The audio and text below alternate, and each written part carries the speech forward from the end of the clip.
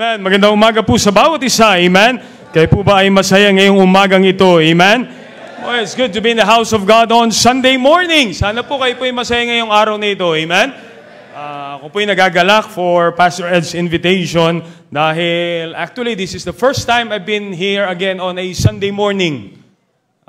Simula po ang gawain sa Las Piñas 8 years ago, hindi na po nakabalik ng Sunday morning, been busy there. Pero I praise the Lord for this opportunity. Sa tagal ko pong hindi nakabalik ng linggo ng umaga, matagal tayong hindi nagkita tuloy, amen? Kasi linggo ng umaga ka lang dinadalo. Balik ka rin po ng hapon, baka magkita tayo, amen? I praise the Lord. Salamat sa Panginoon. Ang gawain po dito ay patuloy na pinalalago. Nung huling punta ko po doon Sunday morning, yung mga kumakanta po yung mga unsaved pa po yun eh. Kaya talaga, ngayon malapit na po sila maligtas. Amen? But we thank the Lord for this church. Salamat po. CBBC family, you just don't know the influence that you have. Kung anong meron po kayo dito, i-appreciate nyo po. Kung anong meron po kayo dito, ay pahalagahan nyo po. No, I hate to say this, pero hindi po lahat ng simbahan ay makikita nyo kasing sigasig at nagmamahal sa kaluluwa katulad ng simbahan pong ito. I do not say that to be proud. I say that for us to realize the blessing that we have. Amen? And we praise the Lord that meron pong simbahan. Pastor Ed has been busy traveling. No po, dahil may gawain sa Thailand, may gawain just many places. Minsan po, hindi ko na rin po alam na aalis po siya eh. Last Friday, he called me up. Sabi niya, pwede ka bang mag-Sunday morning sa San Pedro? The last time he invited me on a Sunday morning po ay meron po kaming special event. So, ang pinakamahirap tanggihan yung tatay mo eh, no? Baka bawiin lahat ng baon mo sa school. Kaya, but this Sunday, really, I appreciate this opportunity. And I hope tayo po'y masaya na tayo sa bahay-sambahan ng Panginoon. Amen? Sa amin po mga bisita, thank you for coming. Amen? And we regret Pastor Ed is not here, pero halos magkamukha naman po kami, no? Kasi yung asawa niya po, tsaka yung nanay ko, iisa. Tayo po tayong lahat, James chapter number 1. James chapter number 1. Amen. I hope kayo po dyan sa extension ay kasama po natin sa pananambahan. Amen? Wag po kayo maglilipat ng channel. And we are blessed na meron tayong ganitong kalayaan ngayong umaga. Amen? James chapter number 1. Babasa lamang po tayo ng one verse this morning.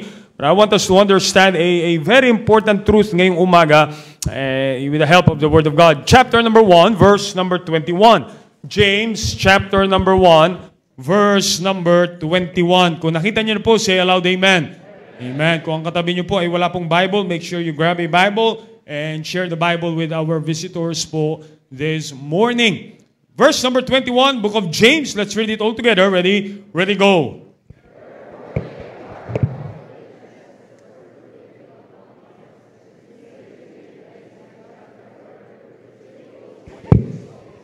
Amen. Ulitin po natin yung medyo mas malinaw, no? Yung parang nag-almusal po kayo.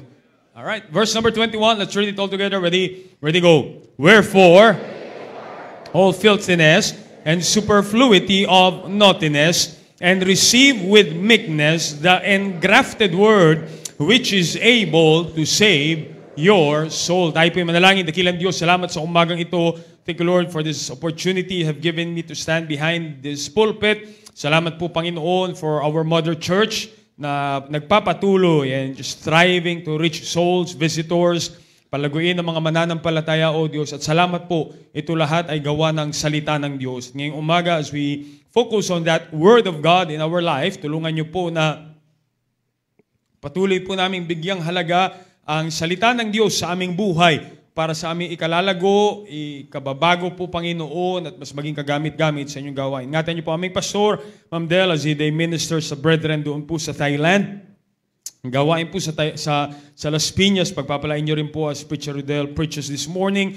And in every Baptist churches, pinapangaralan niyo salita, itinatasan niyo pangalan. We pray that you will save souls and that you will continually change the lives of the people through your word. Sa pangalan ni Jesus, amen. Amen. Thank you. Be seated, please, and thank you for standing. Amen. Are you ready for the Word of God? Amen? Amen. Alam niyo po, kung tayo ay matagal ng Kristiyano, kung ikaw ay, sino po dito, if you remember it right, you got saved more than 20 years ago. Nagkaroon kang katiyakan ng langit. Ganito na lang. Before year 2000, ikaw po'y ligtas na. Raise your hand. Wow. Amen. Sino po'y naligtas from 2001 to 2010? Raise your hand. Amen. 2011 to 2020. Wow. 2021 hanggang kanina.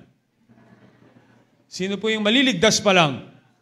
Well, pag pinag-usapan po natin ang kaligtasan, it's all about assurance of heaven.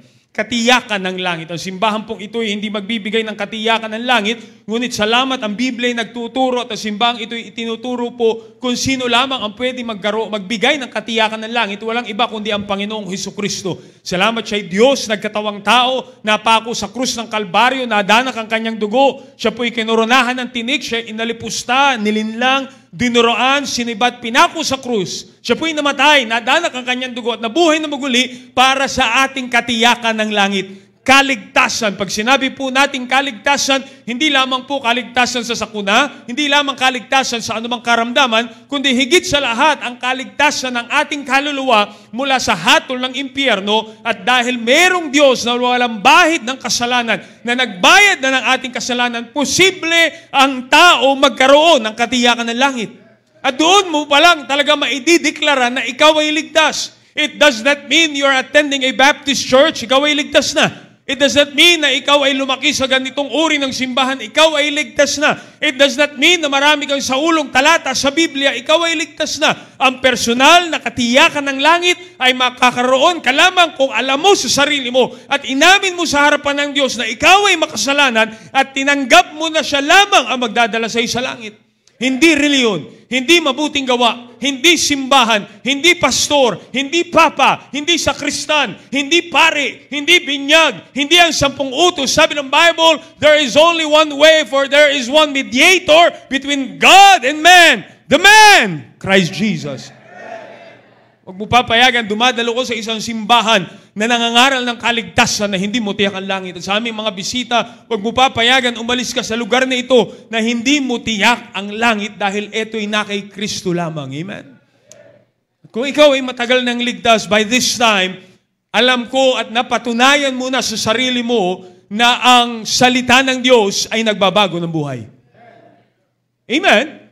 Kung ikaw ay matagal ng ligtas, I believe you have already concluded and you have already proven sa buhay mo na ang salita ng Diyos, the very Word of God, is changing lives. Kung ano ka noon at kung ano ka ngayon, hindi pa perpekto at malayo pa sa pagiging perpekto, pero malaki ang pinagbago. Salamat, merong salita ng Diyos. I see fathers this morning at pag nakakita ka ng tatay na nasa ulirat ni Huba at hindi lasing, mukhang lasing lang, amen? Pero hindi pa lasing, mamaya pa, at nawalan ng bisyo at maayos ang pagpapatakbo ng pamilya, it is because of the Word of God. Kung meron mga kabataan na kung hindi gawa ng salita ng Diyos, ay pariwara na ang inyong buhay, sira na ang inyong buhay, wasak na ang ating pamilya. Hindi natin alam magdamit ng ganito, hindi natin alam kahalagahan ng simbahan, hindi natin alam ang tamang pakikipag-usap, ang respeto, ang paggalang, ang pamumuhay ng tama, ang pag-lead ng pamilya ng tama, pero lahat yan, salamat, ay itinuro ng salita ng Diyos. Hindi po reliyon ang nagbabago ng buhay, yan po ang kapangyarihan ng salita ng Diyos. Amen?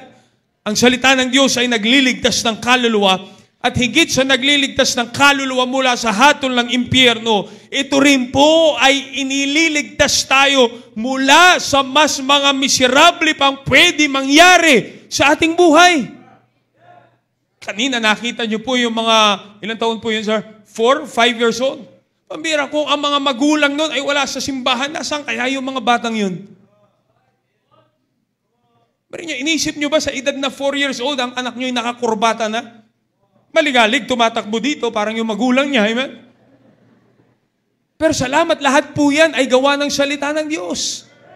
Why is our pastor traveling here and there, vision ng malaking auditorium and all those? Gawa po yan ng salita ng Diyos. Dahil ang salita ng Diyos, na-enjoy natin ang simbahan, na-enjoy natin ang ministry, na-enjoy natin ang tamang pamumuhay because of the Word of God.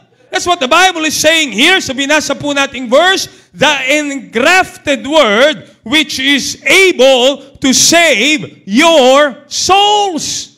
Ang salita ng Diyos na nagliligtas, nagbabago. When the Bible talks about here, save your souls, hindi lamang po niya pinatutuko, hindi niya lamang pinatutukuyan yung hatol sa impyerno, pero pambira, iniligtas ka sa maraming mas malalang kapahamakan ng buhay mo. Kung hindi gawa ng salita ng Diyos, marami dito nakabilanggo na. Lulun na sa bisyo. Lulun na sa pambihira. Lulun na sa, ewan ko lang, tingnan mo ang sarili mo. Tingnan mo yung picture mo, nakita mo yung picture mo sa Facebook nung hindi ka paligtas? Diba parang ayaw mo tingnan ngayon, tama? Dahil nakakita ka na, halos naniwala ka na sa evolution nung nakita mo yung picture mo noon at ngayon, amen? It is because of the Word of God. And that Word of God, the Bible says here, because of that engrafted Word. When James used the word engrafted here, by the way, the title of our message this morning, the power of the engrafted word. The power of the engrafted word. Pag sinabi po nating engrafted, mga kapatid, ang pinag-uusapan, sino po dito mga agriculturists, mga nagtatanim, di po ba? When we talk about engrafting, ito po ay ikinakabit, idinidikit, itinatanim, para yung breed or whatever ng halaman ay magkaroon ng pagkakaiba gawa nung ikinabit mong breed or whatever kind of plants. And when the Bible says you receive that engrafted word, it is talking about nung ang salita ng Diyos ay ikinabit mo sa iyong buhay, nagkaroon ng malaking pagbabago ang iyong buhay. When we come to the house of God, we're not talking about religion, we're not talking about politics. Hindi po natin pag-uusapan ng problema sa politika. Problema na po nila yan, amen? Pangalawa, wala naman tayong solusyon dun. Pero meron tayong solusyon paano magiging maayos ang ating buhay at yan po'y gawa ng salita ng Diyos. You see, the power of that engrafted word, pag ang salita ng Diyos ay itinanim natin sa ating puso, it will certainly make a major change sa iyong buhay. Gising po ba yung mga kausap ko, amen?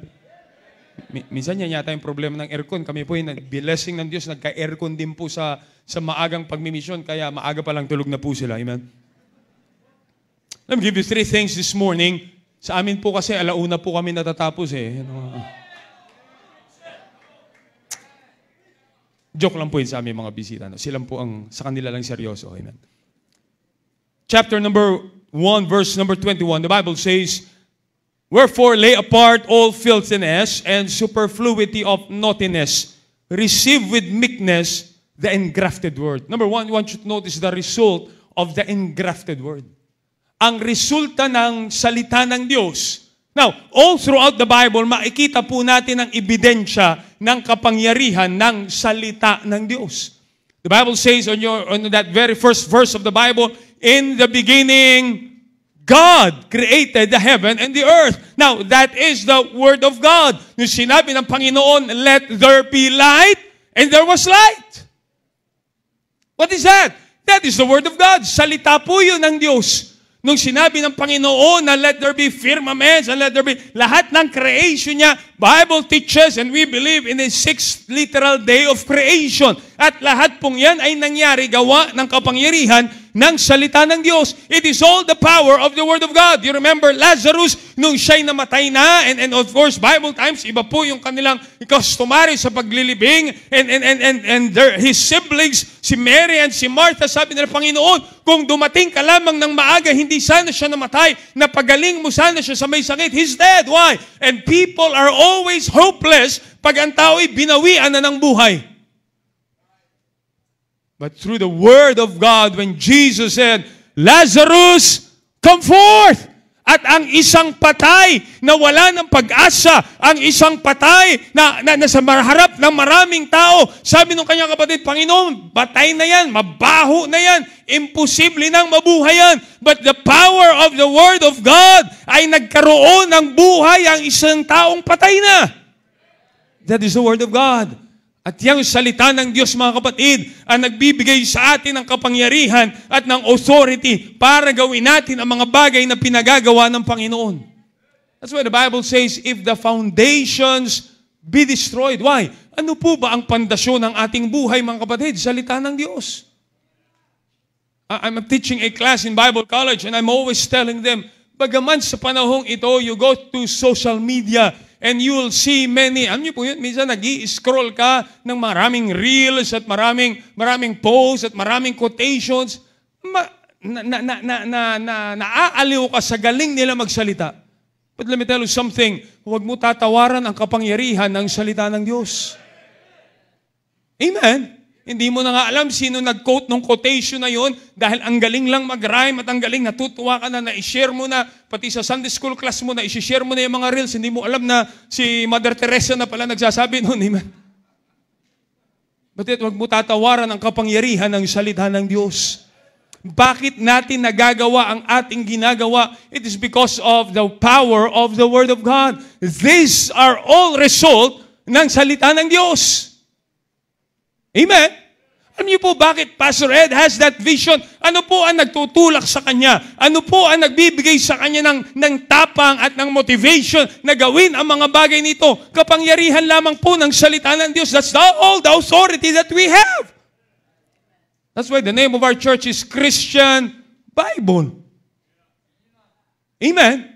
Habang ang mundo, ang nagiging motivating factor nila ay salapi, ang nagiging motivating factor nila ay posisyon at kapangyarihan at kasikatan at material na bagay ang nagtutulak sa atin at ang resulta po ng salita ng Diyos ay nagbibigay ito ng kapangyarihan at kagalakan. Bakit tayo nag-aakay ng kaluluwa? Bakit ka nagsasauli ng ikapo? Bakit ka nagbibigay sa gawain ng Panginoon? Hindi lamang po tayo sumusunod sa tinig ng isang tao, tayo po ay sumusunod sa sinabi ng salita ng Diyos.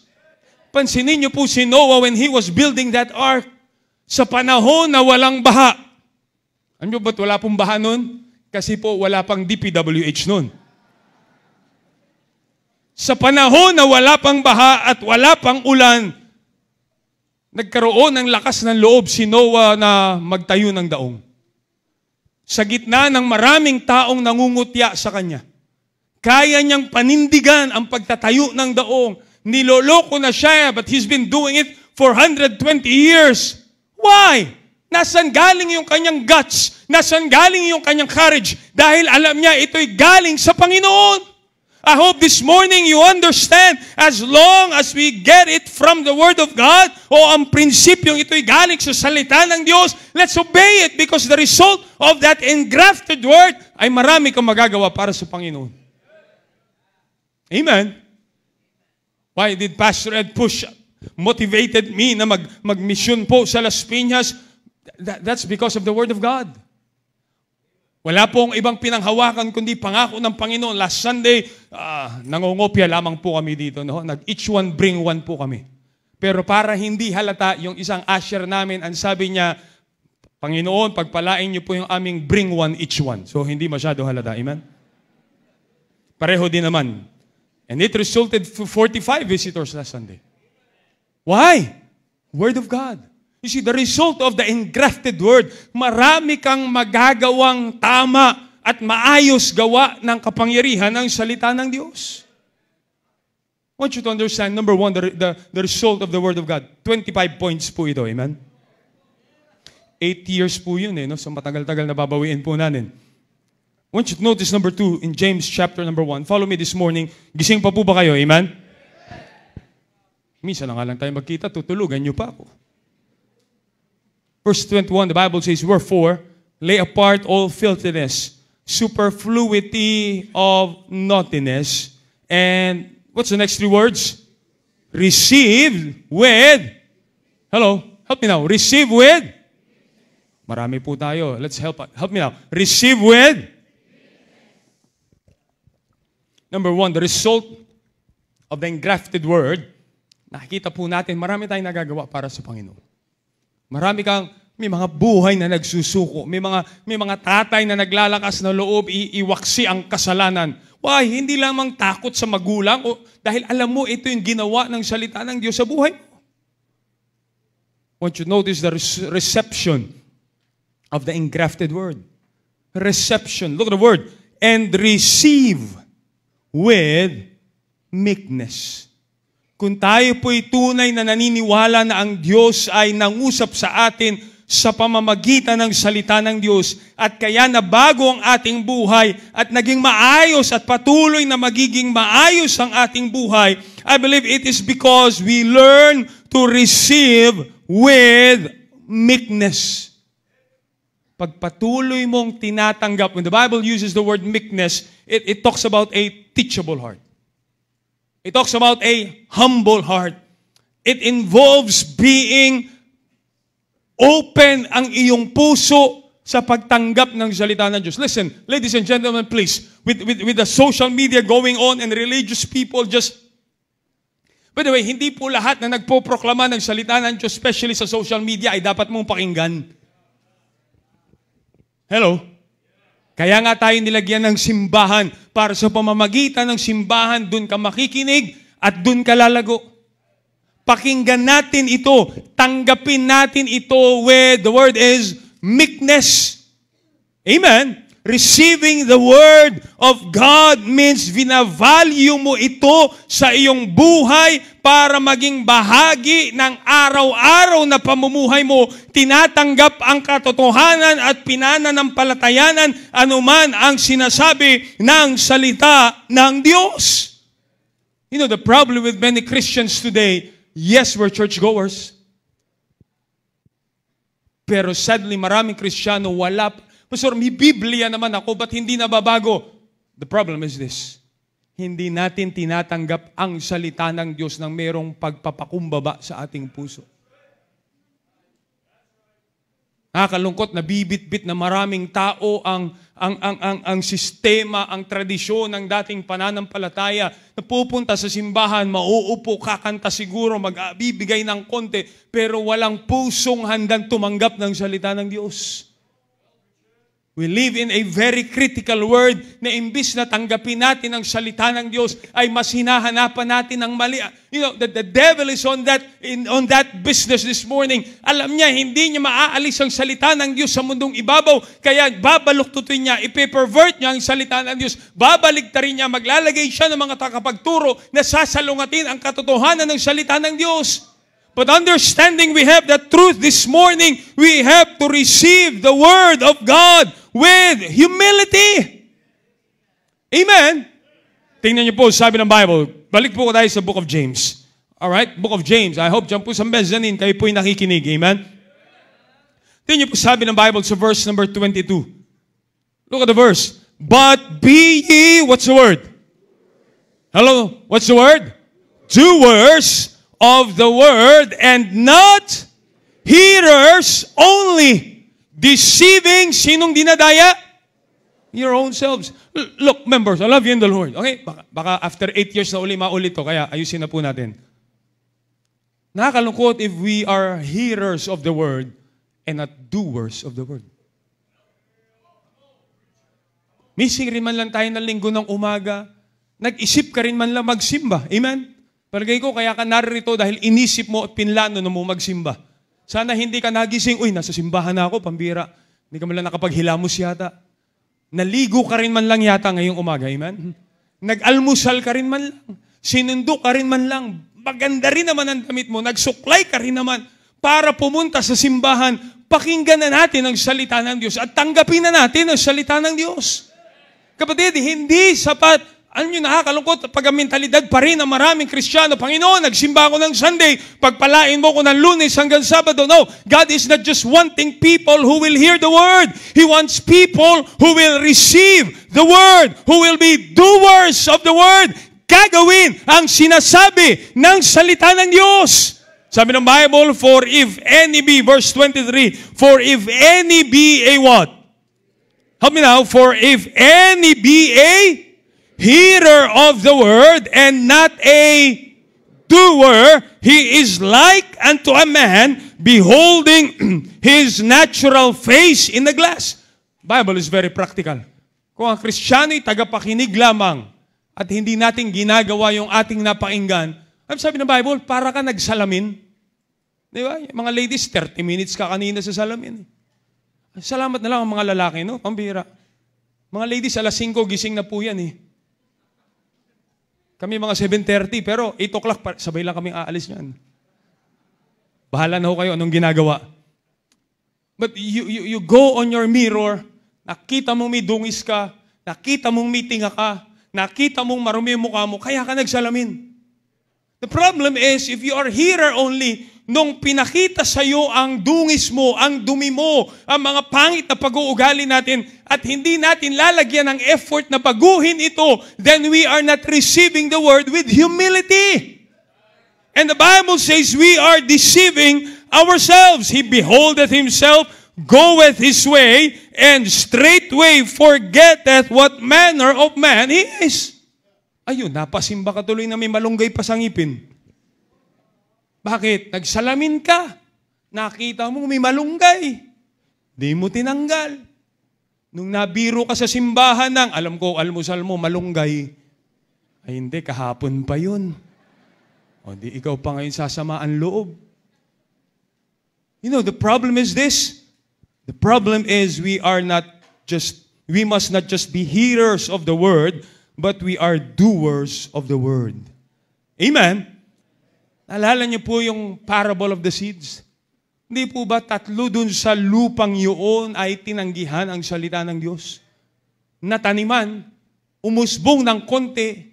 One of those ay gawa ng yaman, ay gawa ng alok ng sanlibutan, gawa ng problema, mga bagay na naghuhugot at yung napakinggan na salita ng Diyos ay hindi nagbubunga. Look, the power of the Word of God has no question about it. Pero pag yan ay itinanim sa atin, dapat payagan natin itong magbunga at magbago ng ating buhay.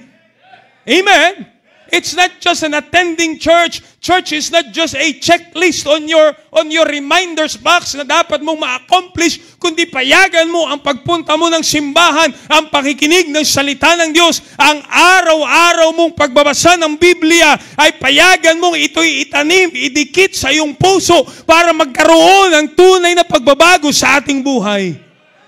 Hindi lamang po nakukuha yan sa wish list. Hindi po yan nakukuha lamang sa New Year's resolution. Kada bagong taon na lang, nag-New Year's resolution na tayo. Pero walang pagbabago. Why? Dahil wala po tayong pagtanggap ng salita ng Diyos. Minsan, mas magaling pa tayo maniwala. Pag shinare mo tong post na to sa 100 people,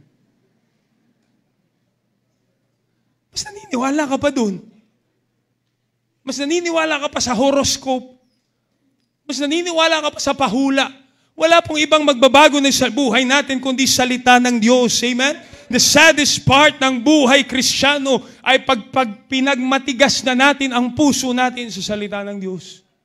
We come to church and we sleep in church and we don't listen to the Word of God and we criticize the preaching and we don't... Tapos pupunta, linggo na nga lang tayo nagbuklat ng Bible, hindi pa tayo nakikinig, tutulugan pa natin. Lunes hanggang Sabado, hindi naman natin pinakinggan, binasa, binuklat at sinunod ang salita ng Diyos. And then we wonder bakit tayo hindi pinagpapala ng Diyos. It is because we are not receiving it with humility. Nalala niyo po nangyari kay Pharaoh? When Pharaoh hardened his heart, sabi ni Moses, palayain. Sabi ng Diyos ko, palayain mo ang mga Israelita. Ayaw niya. Sino nagdusa? Siya din. Mga tao din niya. Hinabol niya ang mga Israelites on that Red Sea. Sinong nalunod? Sila din. Why? Pinagmatigas ang puso sa salita ng Diyos. Challenge you this morning. I've been in the ministry long enough to see people's lives and families' lives and young people and husband and wife relationship broken apart and nagiging miserable. Why? Nung hindi na natin tinanggap ang pangaral, paalala ng salita ng Diyos, tunay na ikawawasak ito ng buhay mo at buhay ko. Amen? The reception of the word, it must be received with meekness. Pagpapakumbaba.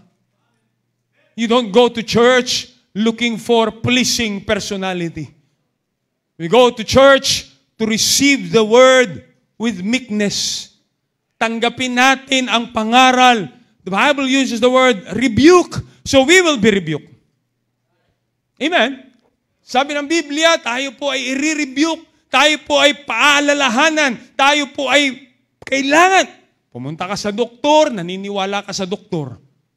Pag sinabi ng doktor, inumin mo yung gamot, hindi mo naman alam kung anong laman, hindi mo naman alam kahit gaanong kamahal, para sa ikagagaling ng sakit mo physical. Tama? Pinaniwalaan mo. Bakit napakaliit ng pananampalataya natin na ang salita ng Diyos nagbabago ng buhay? Nakakalungkot pag mga kabataan mas mabilis makinig sa barkada po nila. Bakit ba tayo may simba ng Sunday morning? Sabi din naman ang salita ng Diyos. Amen? Mas mabilis tayong makinig sa sinasabi ng pambira. Mabilis tayong makinig sa payo ng maraming taong nakikita mo lang sa reels na you don't even know. Pag sinabing, napanood mo lang. Diba? Napanood mo lang. Ito daw ang gamot. Bibili ka na naman. Hindi mo na tinapos. Yung palang kadugso nun para sa ikasasakit mo. Di lalo ka na naging miserable. Listen, the reception must be humbly accept, receive with meekness. Huwag natin payagan tagapakinig. I'm telling you, CBBC family, you're one of those groups of people na napakarami ng napakinggan salita ng Diyos.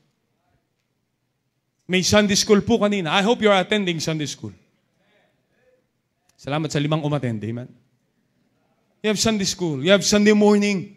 You have afternoon fellowship, you have afternoon service, you have prayer meeting, you have area, you have daily Bible reading, you have so many. Pastor, hindi ko masyado maunawaan ang salita ng Diyos. Basa ka lang, magkaroon. Pag ang puso mo'y bukas para tumanggap, ipapaunawa sa iyo yan ng Diyos. Ipapakita sa iyo yan ng banal na Espiritu. You listen from the pulpit, from the man of God who preaches the word. Receive it with meekness. Tanggapin natin ito ng merong pagpapakumbaba. Masakit minsan at maraming beses, pero tanggapin mo lang. You will see that engrafted word will change your life. Challenge you this. Ito po, challenge ko sa mga kapatiran sa Las Piñas on that first Sunday of October. I think first Sunday of September. Sabi ko sa nila, from this Sunday forward hanggang matapos ang 2025, ilang Sundays na lang yan? I-commit mo na sa Panginoon na kada Sunday nasa simbahan ka. Ngayon pa lang. Kasi pagdating na po ng, aber na pala ngayon, no? Pagdating na ng November at December at Christmas break, marami ng yaya ng outing, marami ng yaya ng gala, marami ng ganito at marami ng ganun. Pero ngayon pa lang na italaga mo, anumang yaya nila ng December, nasa bahay-sambahan ako pag araw ng linggo. And not just be in church, but receiving the Word of God with meekness. Let's step out a little more. Ikaw na Sunday morning, matagal tayo na hindi nagkita, ipangako mo sa Panginoon na linggo ng hapon, babalik ka na rin. 3 na lang nag-amen dun. You want change in your life? Then the more engrafted word you have, the more changes there will be in your life. Tama ba? The formula, ang salita ng Diyos, nagbabago ng buhay. Alright? Naniniwala tayo diyan. So the more meron kang salita ng Diyos, the more mababago buhay mo. The less ka malayo sa salita ng Diyos, the less mababago ang buhay mo. I'm telling you, I've seen it many, many times. The power of the Word of God, it changes lives. But gaanong kalapit, gaanong karami na ang itinanim mong salita ng Diyos sa buhay mo? Kung ikaw ba'y patatayuin ngayong umaga, may memorize ka man lang verse. Meron po, when we all get to heaven, songbok yun, Brad.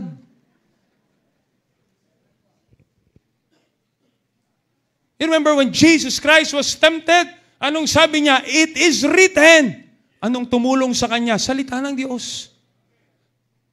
I want you to notice that the reception of the word. Number 1 is the result of the word, the reception of the word. And number 3, sir, hanggang oras po tayo dito? Ganun lang daw po. Pero sabi niya hanggang 1 o'clock na.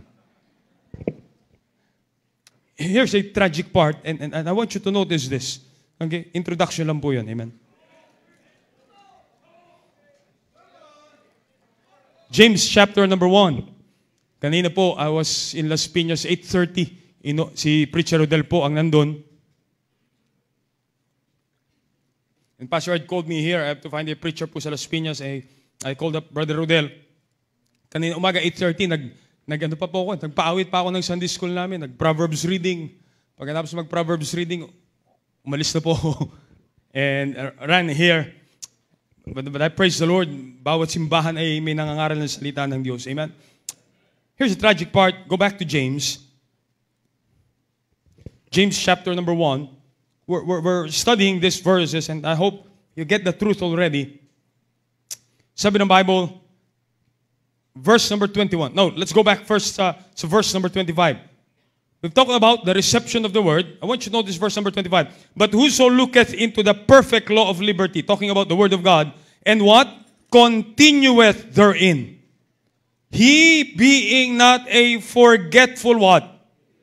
Hearer, but a doer of the work, this man shall be blessed in his deed. So the Bible again is clear. Pag ang salita ng Diyos ay hindi mo lamang pinakinggan, ito ay sinunod mo sa iyong buhay, diyan ka pagpapalain ng Diyos. Pataasin ko ang kamay, sinong gustong pagpapala ng Diyos? I'm pretty sure lahat tayo magtataas ng kamay.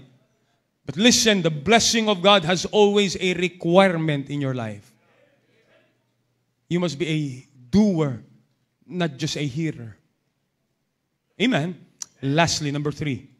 Habol po yun sa number 2. Amen? Lastly, number 3. Here's the tragic part. We go back to our text and we see ang resulta ng taong walang salita ng Diyos. I went backwards on this verse. But I want you to notice verse number 21. Wherefore, lay apart all, what's the word? Filthiness. Now, alam po natin when we talk about filthiness, came from the word filth, karumihan. Tama? Karumihan. It talks about sin. Now, I want you to notice this phrase. Brain yan. Kung hindi kayo nagbabasa ng Bible, hindi ka makakabasa ng ganyang English. Amen? Superfluity of what? Naughtiness. What's superfluity? Superfluity is a simple word. Huwag po kayo kakabahan magbasa ng English. Okay? Lalo sa panahon ngayon, may mga online Bible dictionary. Pag hindi mo alam ibig sabihin, i-check mo lang. Ganyan mo ginagawa mo nung high school, kaya nga nakapasa, di ba? When we talk about superfluity of naughtiness, superfluity is a word which means pag-apaw. Okay? It's excess, pag-apaw. And when the Bible says naughtiness, it talks about wickedness. Sa Tagalog ay kasamaan. Napansin niyo po ba sa panahong meron po tayo ngayon, umaapaw ang kasamaan? Did you notice that? Don't be shocked. Listen, ang mundo po natin, hindi pa ayos ito. Hello? Ang mundong ginagalawan natin, hindi po pabuti ito. Lahat ay palala, pasama, pasira, papangit, padumi, bitawan mo ang sarili mo malayo sa salita ng Diyos, it will be filled with filthiness. Diba? The Bible says, a man left to himself shall put his mother to shame. Ang bata, iwanan mo sa sarili. Yung mga batang kumanta po dito kanina, ako walang Sunday school teacher na nagsasaway. Pambira, sabihin ko sa inyo, may 2 years old tayong nagpipreach dito ngayon. Ubus na yung bulaklak na yan. Maligalig, makulit. Tama? At kung hindi mo tataniman ng salita ng Diyos, yan din mga batang yan ang magiging problema ng lipunan. Yung mga batang yan, cute lang yan ngayon. Pero pag hindi mo tinaniman ng salita ng Diyos yan, nakakatakot yan paglaki. Tingnan mo nga ikaw, walang salita ng Diyos. Pag-apaw, superfluity of naughtiness. You read the news, patayan, saksakan, korupsyon. Huwag kang magulat. Why? Wala silang salita ng Diyos eh. Amen? Huwag kang magulat sa anak mo pagpasira ang buhay. Hindi ho salapi ang solusyon. Hindi ho bagong gadget ang solusyon. Hindi mataas na edukasyon ang solusyon. Ang solusyon, salita ng Diyos. Nakakalungkot pag ang magulang mismo ang naglalayo sa kanilang anak sa simbahan na nagtuturo ng salita ng Diyos. Don't be shocked. It will ruin. It will lead us to rebellion. Why? Because sabi ng Bible, lay apart all. Bago mo matanggap ang salita ng Diyos, you have to put away that filthiness. Ang karumihan na yan, ang pag-apaw ng kasalanan. Anong pinopromote ng mga pelikula ngayon? Kasalanan? Anong pinopromote ng mga musika ng sanlibutan ngayon? Immoralidad? Hello? Parang bago po sa... I'm talking about... I'm seeing the world out there and it's pamira. It's all wickedness. Immorality. Mga kabataan na sa murang edad nalululun ang mata nila sa mga maling panoorin, mga maling babasahin, at parahil hindi mo alam, may kachat na yung anak mo na kung taga saan at hindi mo kilala. Ilayo mo ang pamilya mo sa salita ng Diyos, aapaw ang kasalanan dyan. Money has never been the answer.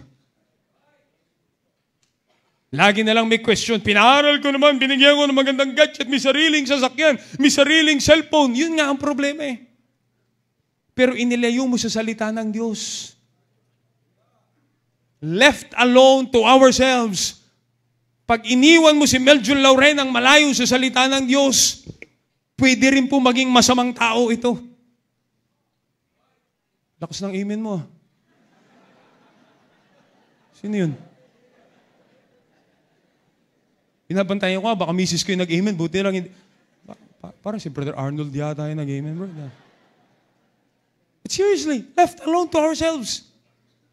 Bari mo, iniligtas. Paano ka naligtas? Gawa po ng salita ng Diyos, right? Hanggang kumakapit ka sa salita ng Diyos, umaayos ang buhay mo.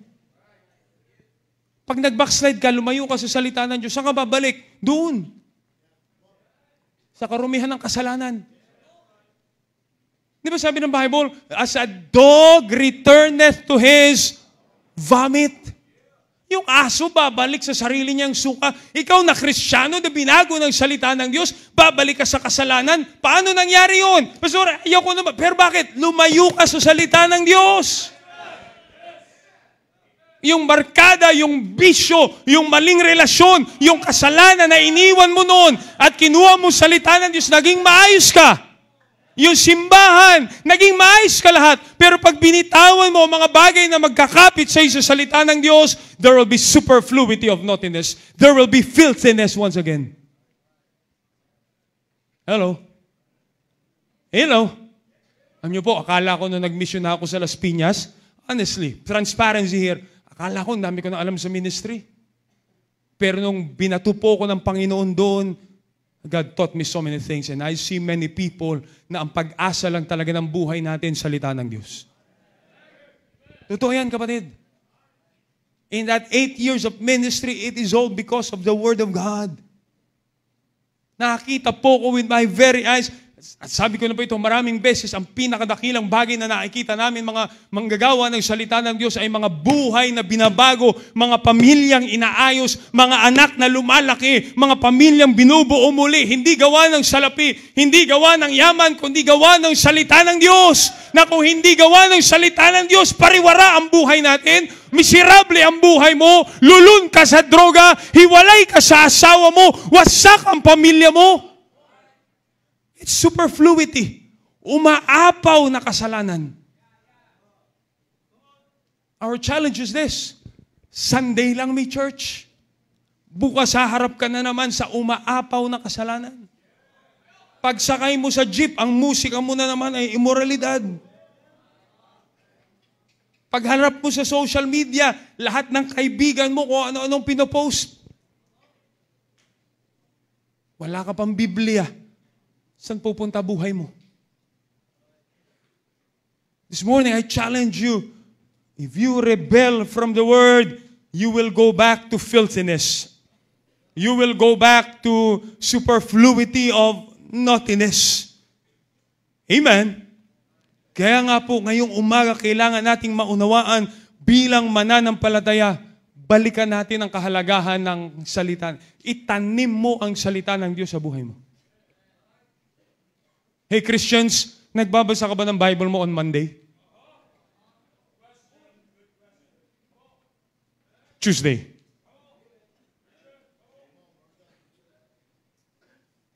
Kaya pag Sunday morning, nagkaagulo sa bahay.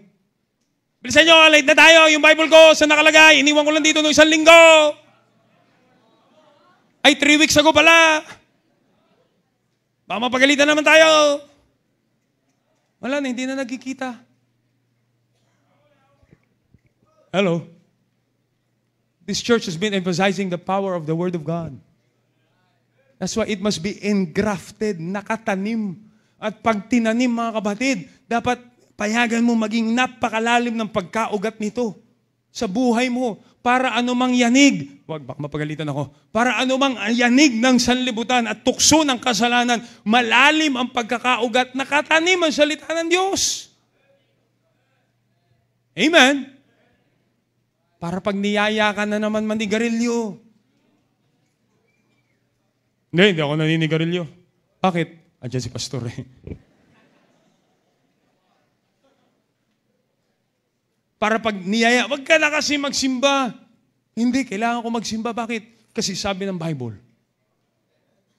O bakit ka nasimba? Hello?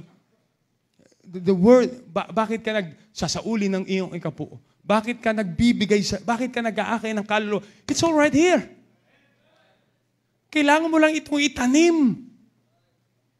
Amen? The Bible says, Thy word have I hid in my heart that I might not sin. Yun nga lang, hindi mo pa sa ulo. Against thee. Sabi ko po sa mga magulang doon sa simbahan, sabi ko, huwag ka papayag na yung mga anak natin sa Sunday School, mas marami pang sa ulong verse kaysa sa'yo. Nahay, alam mo po yung verse namin, Ephesians 6:1? Hindi. I challenge you this morning, let us understand the power of the engrafted word in our life. Nung ikaw ay naligtas, gawa ng salita ng Diyos. At ang pagbabago ng buhay ay gawa rin ng salita ng Diyos. More than just listening to so many devotionals online na hindi mo naman kilala sino nagdi-devotion at hindi mo alam kung gaano siyang kalalim sa salita ng Diyos, build your personal relationship on the Word of God. Thy word is a lamp unto my feet and a light to my path. I've said this many, many times. It's very basic. Pag sinabi mong lamp sa iyong paanan, makikita mo yung nasa paligid mo, mababantayan mo. When the Bible says light to your path, ito yung nagbibigay ng liwanag sa landas na patutunguhan mo. We don't know what the future holds. Di ba? Ang panahong ito, ang tao ay balot ng maraming takot at pangamba. With many things that's happening in our world. Pero sa isang mananampalataya, yes, on one side, meron tayong pangamba. But alam natin, meron tayong pag-asa ng kalangitan. Why? Because of the Word of God.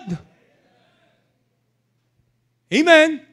This morning, I challenge you, huwag ka na bumalik sa mundo na puno ng karumihan. Filthiness. Ang kasiyahan ng kasalanan ay laging panandalian lamang. Superfluity of naughtiness. Ang umaapaw na karumihan. Remember that time of Noah, kaya pinagtayo ng Diyos si Noah ng daong dahil pababahayin niya ang buong sanlibutan. You know why? Kasi sabi ng Bible, ang kasamaan ay gano'n na lang. The imaginations were all evil.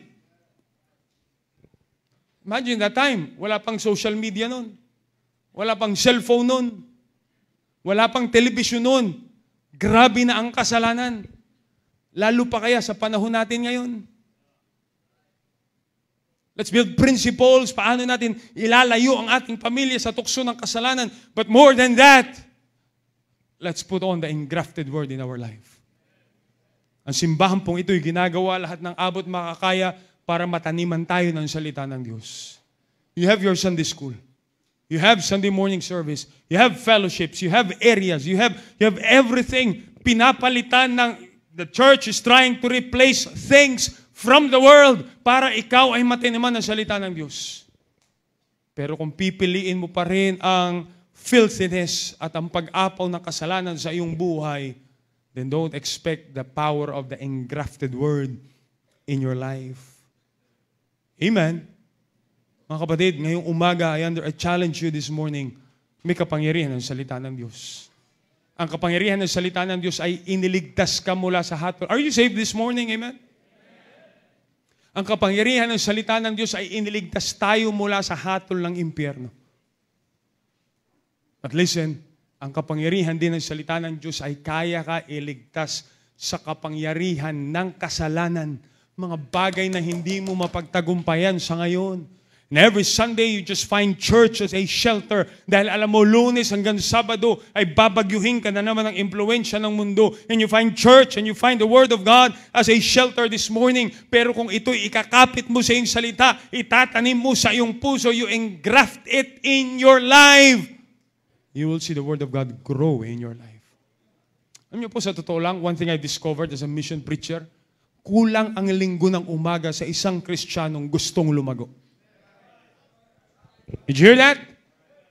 Kulang ang linggo ng umaga para sa isang Kristiyanong gusto talaga lumago. Kulang. Kaya napakalaking question mark ko lagi sa mga mananampalataya, bakit ayaw natin iprioridad ang araw ng linggo para sa Diyos? The world is so powerful out there. But yet, if you will have this engrafted word, greater is He that is in you than he that is in the world. Matindi po ang hatak ng impluensya ng kasalanan sa ating mga kabataan, sa inyong mga anak, sa inyong pamilya, sa inyong gadget, sa trabaho and everything, na kung hindi gawa ng salita ng Diyos, talaga, lulunurin ka ng kasalanan sa sanlibutan ito. I challenge you this morning, let's plant in the Word of God in our life. Fathers, simulan mo magsaulo ng mga talata. Para naman ang lalabas sa bibig mo, hindi naman pagmumura lagi, may salita ng Diyos ka naman. Amen? Pag-aralan mo salita ng Diyos, anong prinsipyo ng Biblia patungkol sa paghawak ng salapi? Ano bang prinsipyo ng salita ng Diyos patungkol sa pagpapahalaga sa simbahan? Ano bang prinsipyo ng salita ng Diyos tungkol sa tamang pananamit? You study that and you'll understand the Word of God is so quick and powerful. But outside the Word of God, it's filthiness. You just have to make a choice. Kulang po ang isang linggo. But understand, if you will make it a principle in your life, ikaw rin naman makikinabang. Buhay mo rin naman ang mababago. Pamilya mo magiging maayos. At ang Diyos ay maluluwalhati. Gaanong kalalim ang pagkatanim ng salita ng Diyos sa puso. Encourage you this morning, payagan natin ang salita ng Diyos ang maging gabay natin, mga kapatid. Hindi yung pakiramdam. Hindi po yung emosyon. Hindi po yung kultura. Kasi kung pakiramdam, maraming beses masama ang pakiramdam natin. Diba? Pero pag ang salita ng Diyos, we have the Word of God that does not change. Tayo po tayo.